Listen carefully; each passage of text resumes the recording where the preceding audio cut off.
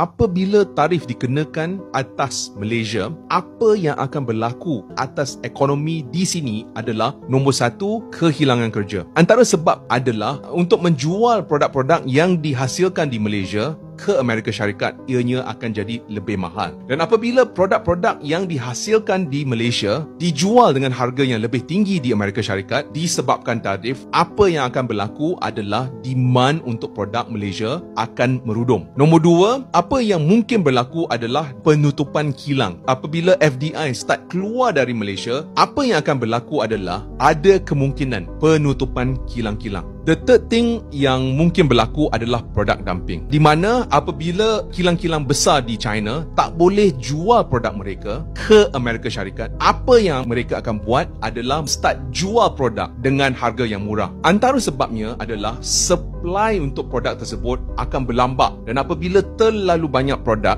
di dalam pasaran, apa yang mereka terpaksa buat adalah untuk menurunkan harga. Dan apabila produk-produk dijual dengan harga yang murah, apa yang akan berlaku adalah pengilang-pengilang di Malaysia dari segi persaingan agak susah. Dan apabila kita di Malaysia tak boleh bersaing dengan kilang-kilang di China, apa yang mungkin berlaku adalah penutupan kilang. Dan jika kamu nak belajar sedikit bagaimana untuk menguruskan wang, sila klik di link kat bio saya yang akan membawa kamu ke halaman Shopee yang berupa sebegini.